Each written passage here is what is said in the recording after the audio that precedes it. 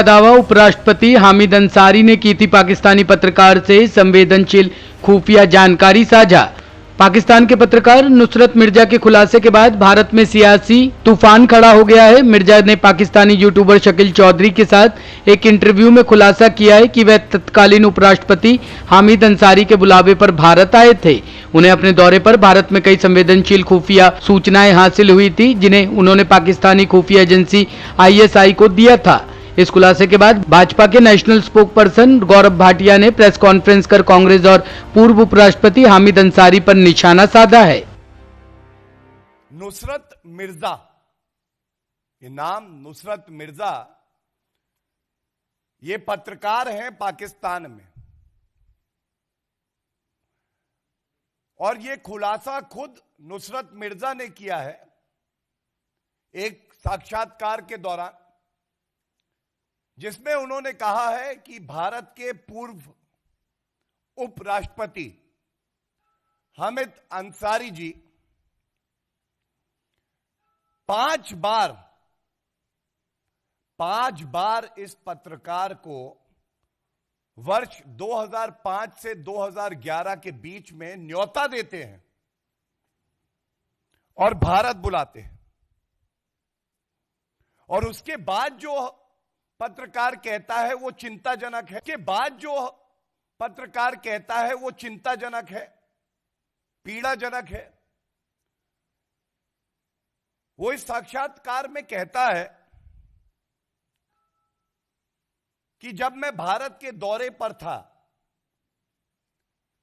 तो उपराष्ट्रपति तत्कालीन हामिद अंसारी जी मुझे बुलाते हैं, कहते हैं आओ भारत, और जो हमारी बातचीत होती है और जो जानकारी पत्रकार के साथ साझा की जाती है वो अति संवेदनशील और गोपनीय है, क्योंकि हमें नहीं भूलना चाहिए कि उपराष्ट्रपति का जो पद है ये एक संवैधानिक पद है, और इसमें आपको बहुत से तथ्य ऐसे हैं, बहुत सी बातें हैं जिनकी जानकारी होती है और उसको साझा नहीं करना होता है, क्योंकि वो अति गोपनीय होती है, संवेदनशील होती है, देश की सुरक्षा से जुड़ी होती है। तो ये पाकिस्तानी पत्रकार बताता है कि ये संवेदनशील अति गोपनीय जानकारी 1 बार नहीं, 2 बार नहीं, 3 बार नहीं, 4 बार नहीं, 5 बार जब वो भारत यात्रा पे आया, जो कि बुलाया गया, उसने ये जानकारी हामिद अंसारी जी से ली और इस जानकारी को भारत के खिलाफ इस्तेमाल किया गया। ये उसका साक्षात्कार बता रहा है कि ISI, जो पाकिस्तान की खुफिया एजेंसी है, इस जानकारी को ISI के साथ साझा किया गया भारत को कमजोर करने के लिए। भारत पूरे विश्व में आतंकवाद के खिलाफ जो मुहिम है उसमें अग्रणी भूमिका निभा रहा है, और कांग्रेस की सरकार 2005 से 2011 के बीच में 5 बार ऐसे व्यक्ति को भारत आने का निमंत्रण देती है, वो भी हामिद अंसारी जी देते हैं। वही जानकारी हमारे देश की सेना, हमारे देश के नागरिकों के खिलाफ उसका इस्तेमाल किया जाता है। तो सबसे पहले तो देश की जनता यह पूछना चाहती है कि आतंकवाद का खात्मा करने के लिए क्या कांग्रेस की जो सरकार रही उसकी यह नीति थी? हमारे देश की खुफिया जो अति गोपनीय जानकारी है उसको साझा आप कर रहे हैं ऐसे देशों से जो इसका इस्तेमाल करेंगे आतंकवाद के लिए, और इसीलिए देश की जनता आज व्यथित है। हामिद अंसारी जी को इस देश की जनता ने आदर दिया, सम्मान दिया,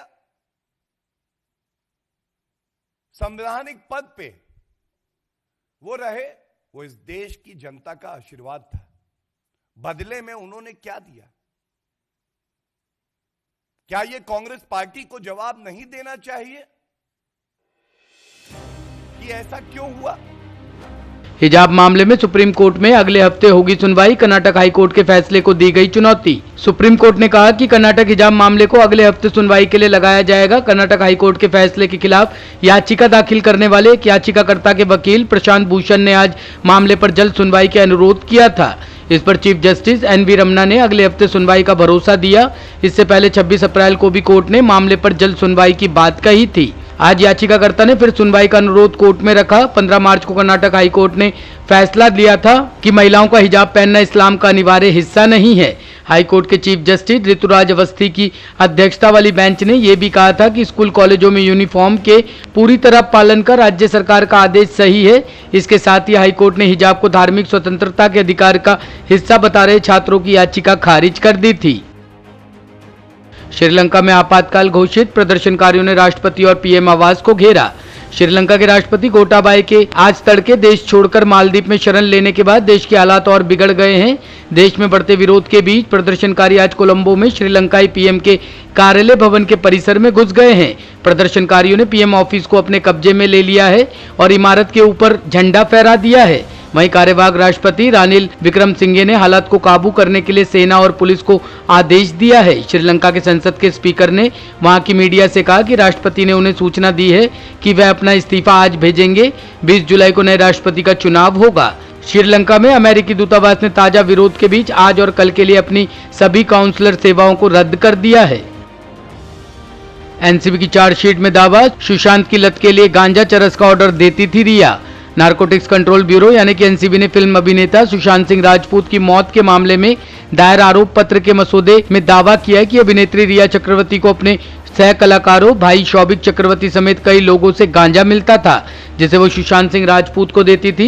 एनसीबी ने 35 आरोपियों के खिलाफ पिछले महीने एनडीपीएस एक्ट के तहत अदालत में दायर किया था। आरोपों के मसौदे के मुताबिक 2020 मार्च से लेकर उसी साल दिसंबर के बीच सभी आरोपित आपराधिक साजिश का हिस्सा थे। इन सभी ने उस समय अवधि में हाई सोसाइटी और बॉलीवुड को बिना किसी वैध लाइसेंस के ड्रग बेचे थे।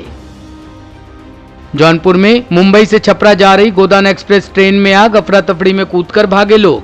मुंबई से छपरा जा रही गोदान एक्सप्रेस ट्रेन में जौनपुर जिले के पास आग लग गई। आग लगने के बाद जर्नल बॉगी से धुआं निकलते देख यात्री सहम गए और अफरा तफड़ी मच गई। इस दौरान कई यात्री जान बचाने के लिए ट्रेन से कूद पड़े।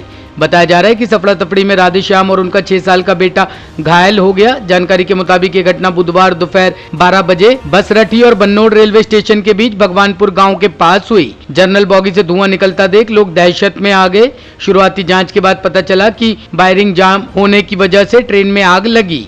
तकनीकी टीम ने करीब 2 घंटे तक जांच के बाद ट्रेन को रवाना किया। ब्यूरो रिपोर्ट, टीम तफ्तीश न्यूज।